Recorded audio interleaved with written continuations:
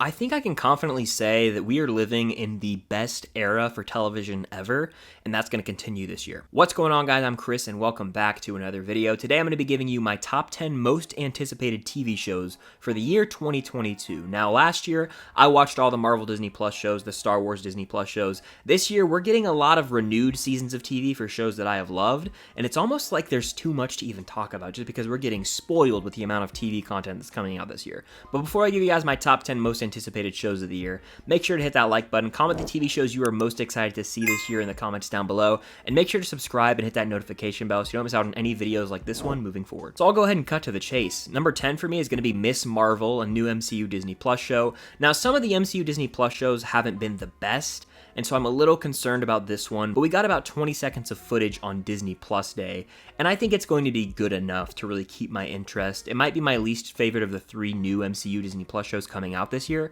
but I think Miss Marvel has a shot to be great, especially if Monica Rambeau appears, if Captain Marvel herself appears.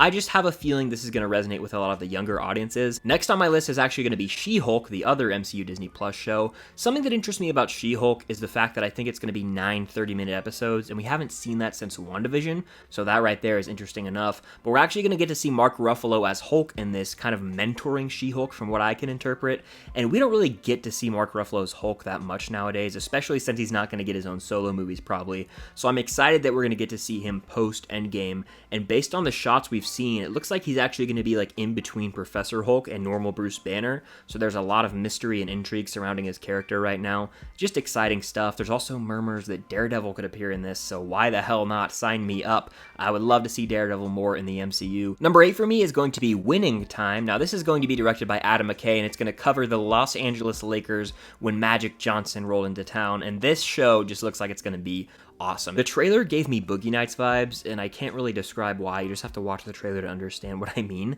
But I think this is going to be one of the hit shows of the year. I mean, Adam McKay is one of the hot directors in Hollywood right now. Even though he's coming off the heels of the very divisive Don't Look Up, the cast is absolutely loaded for this, with John C. Reilly being the main player. But I really like sports biopics, and this looks like it's going to tackle that. But also, it's going to be more of a drama too, showing the off-the-court antics of this Lakers dynasty. So I'm really excited to check this one out. I might even do weekly reviews for it. Number 7 on my list is going to be Pam and Tommy. Now, this is going to be a Hulu miniseries directed by Craig Gillespie, who is known for directing I, Tonya and Cruella. It stars Lily James as Pamela Anderson and Sebastian Stan as Tommy Lee, and the premise of the show is insane. So here we go. Essentially, the two of these people had a sex tape that leaked, and the show is covering that period of time where they're trying to get rid of it. Craig Gillespie is one of the more underrated directors in Hollywood today, so seeing him take on this TV miniseries, I think this is going to be a crazy show that's just going to have such great performances, and I cannot wait to check it out. Number 6 for me is going to be House of the Dragon, the Game of Thrones prequel show talking about the Targaryens.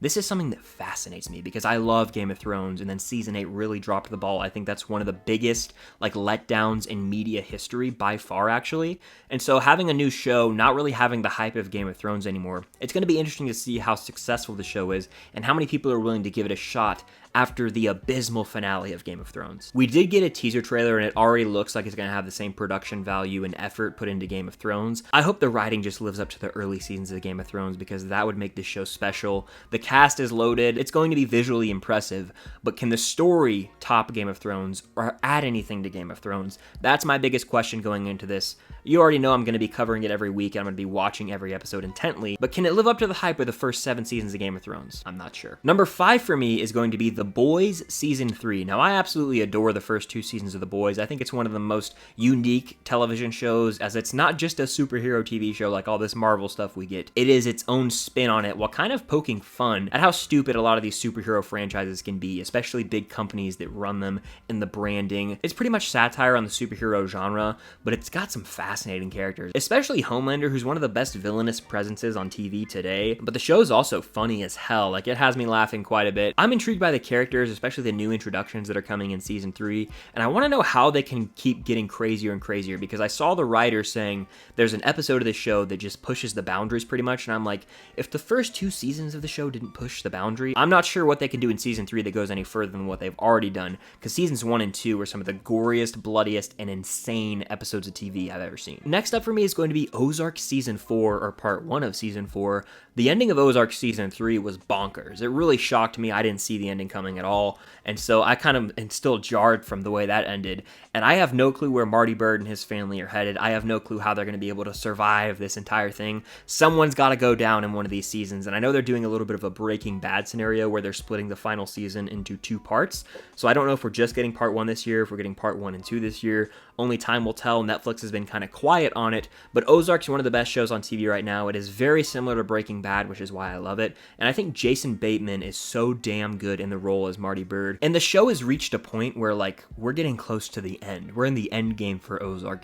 Someone's gonna die in the season, I can definitely tell. Number 3 for me is going to be Moon Knight, the MCU Disney Plus show that has a ton of hype surrounding it, because if you've seen the trailer, or at least the teaser that was released on Disney Plus Day, it looks very much like Batman. And you have Oscar Isaac headlining the show with Ethan Hawke as the villain. In many ways, this feels like it should have just been an MCU movie. So that's my only concern, is you have this much talent going to MCU Disney Plus. How dark and brutal are they willing to go? I'm not that sure. I hope this show changes the narrative for Disney Plus shows and shows that they're willing to go dark. But I mean, Oscar Isaac, Ethan Hawke, a Batman-esque story in the MCU on Disney Plus. Sign me the hell up for this show. My runner-up for my most anticipated TV show of the year is Stranger Things Season 4. This is long overdue. I don't like how Stranger Things can just wait 2 to 3 years to release a new season of TV. It's upsetting, but damn it, it's probably worth it in the end, because this is one of the best shows on TV right now. Season 3 is my favorite season of the show, followed by Season 1 and then Season 2. They're all great. There's only one bad episode of the show. That's pretty impressive. But seeing where Hopper's at in Season 4,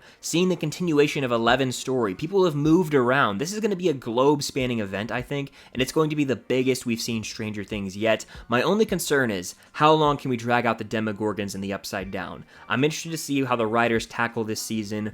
I think more characters are going to die in the season because, again, we're getting closer to the end of their story, I think. And it feels like this is going to be more of a horror season based on some of the footage we've seen, as well as what some of the actors have said. So sign me up for a more scary and intense season of Stranger Things. But my most anticipated TV show of the year, bar none, is the Obi-Wan Kenobi show. We don't have a release date yet.